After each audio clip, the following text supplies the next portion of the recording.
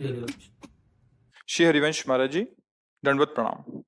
महाराज जी, श्री जी की कृपा से मैं पूजन पाठ तो करता हूँ, परंतु क्रोध भाव में मुझसे अपशब्द निकल जाते हैं, जिससे मेरे अपनों को तकलीफ पहुंचती है। मैं अपनी वाणी पर नियंत्रण पाना चाहता हूँ महाराज जी। वाणी पर नियंत्रण तभी होगा जब नाम जप करोगे। ये शुभ क्रिया के अंतर्गत आती आराधना नहीं बनेगी। आराधना तब बनेगी जब अंदर हृदय से प्रभु के शरणागत होकर नाम जप करो और हृदय से भगवान के आश्रित हो जाओ, तो जो अध्यात्म बल मिलता है, भागवतिक बल मिलता है, उससे हर इंद्रिय पवित्र हो जाती है। इंद्रियां अपवित्र हो गई हैं, अंतःकरण अपवित्र हो गया है। तो ये अपवित्र अंतःकरण का लक्षण है काम से प्रभावित होना, क्रोध से प्रभावित होना, लोभ से प्रभावित होना, मोह से प्रभावित होना। ये जो षट विकार हैं, ये मलिन कर दिए हमारे अंतःकरण को। नाम, एकमात्र नाम, ये इसमें कोई प्रश्नवाचक चिन्ह नहीं है। हाँ, जिसके हृदय में ये बात हमारी बैठ जाए, ये संतों से बहुत अनुभव की हुई और शास्त्र सम्मत बात है। आ ब्रह्म स्तंभ पर्यंतम सर्वम मायामयम जगत, सत्यम सत्यम पुनः सत्यम, हरिर नामैव केवलम। भगवान श्री हरि का नाम, प्रियाजू का नाम, इनका नाम अगर रटोगे तो आपकी वाणी नहीं पवित्र हो जाएगी, रोम रोम पवित्र हो जाएगा, रोम रोम पवित्र हो जाएगा। और फिर ये सब विकार अपना प्रभाव, अपना अस्तित्व खो देते हैं।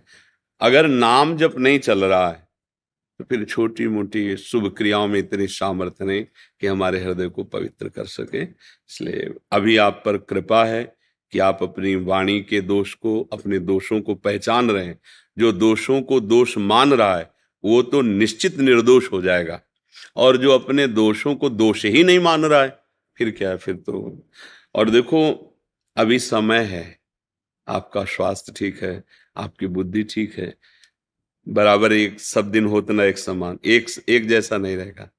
कभी स्वास्थ्य धोखा दे जाएगा, कभी बुद्धि धोखा दे सकती। उसके पहले ऐसी ऊंचाई पे पहुंच चला जाए कि हमें कोई परास्त न कर पावे।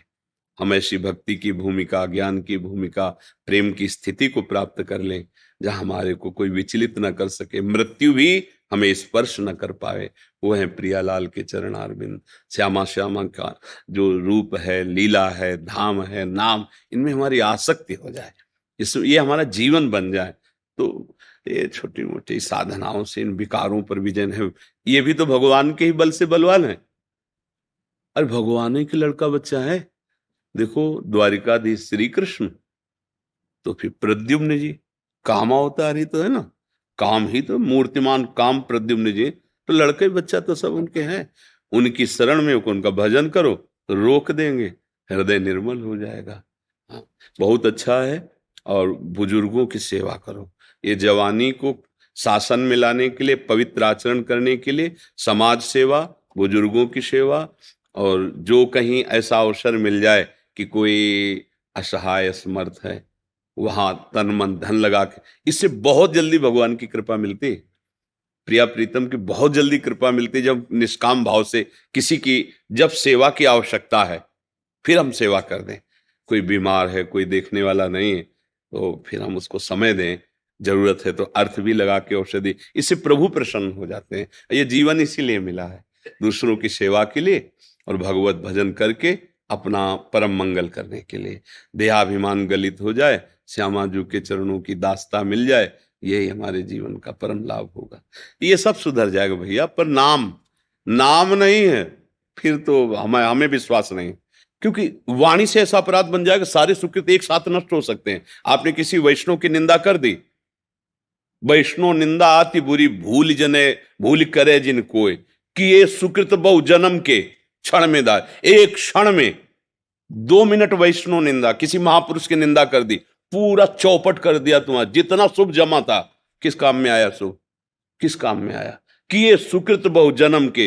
अपनी जबान जब गलत है ना तो निकल ही जाता है किसी संत की निंदा, किसी महा। अब आपको क्या पता कौन कितनी स्थिति में स्थित है। आप प्राकृतिक नेत्र वाले हैं तो बाहरी चीजें देखेंगे, अंतर में वो कहाँ विचरण कर रहे हैं।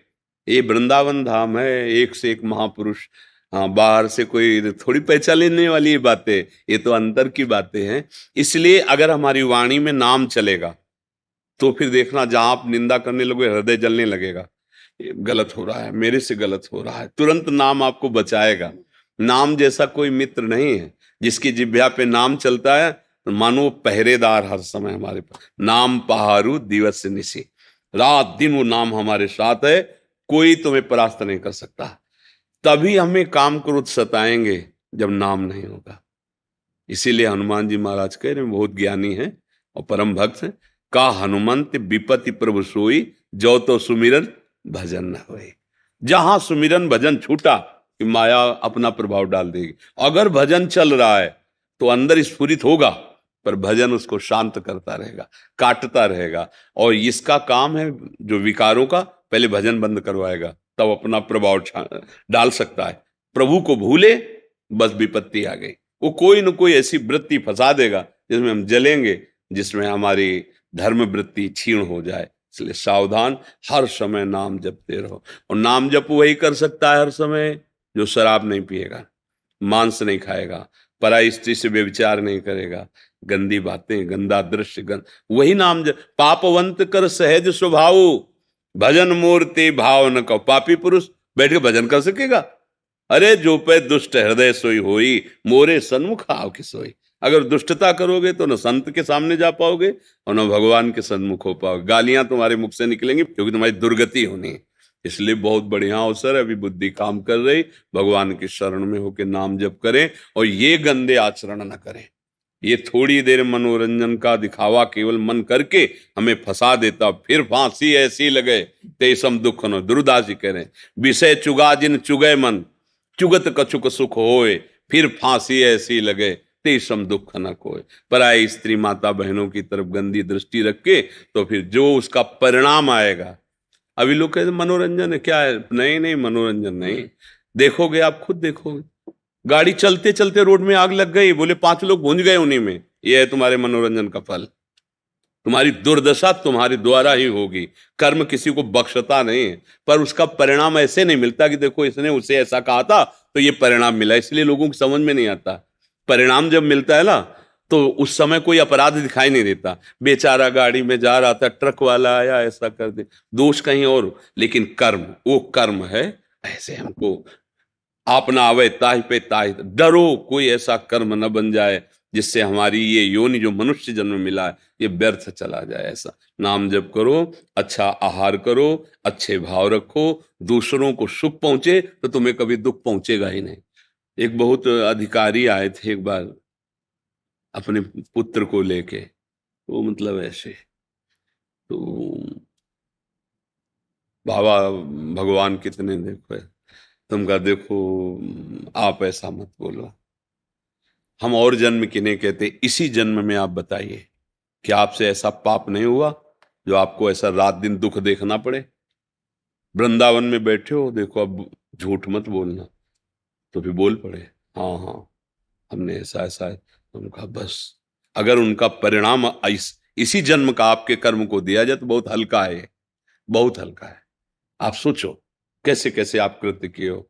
तो भगवान इतने कृपालु कि हमारे इतने रजिस्टर भरे रखे अपराध के, अनंत जन्मों के, हमें अवसर दे दिया। संस्कृति माए बरियाई के पायो, मानुष दे वृथा कत, रोक दिया संस्कृति चक्र को, निकालकर मनुष्य बना दिया कि तू भजन करके ऐसा कार्य कर जिनसे सब तेरे पाप नष्ट हो जाए और मेरे पास आ जाए। ये साधन धाम मोक्ष कर द्वारा पाई न जे परलोक। तो हम लोग बुद्धिहीन होकर भोगों में रमण करके ये कीमती समय बर्बाद कर देते हैं। तुम्हारे पास जो कुछ है वो सब झूठा है। न तुम्हारा शरीर तुम्हारे साथ जाएगा, न पत्नी साथ जाएगी, न पुत्र जाएगा, न धन जाएगा। केवल तुम अकेले यहां से निकलोगे इस शरीर से, जो कर्म किए हैं उसका बोझा लाद के। बुद्धिमानी यही है, सब में भगवान का स्वरूप समझकर सबको सुख दो, चाहे पत्नी हो, चाहे पुत्र हो, चाहे परिवार का, चाहे देश का, चाहे विदेश का। जो हमारे सामने आवे, हमारी वाणी से, हमारे शरीर से, हमारे आचरण से उसको सुख पहुंचे। और नाम रूपी धन कमा लो, नाम यही जाएगा।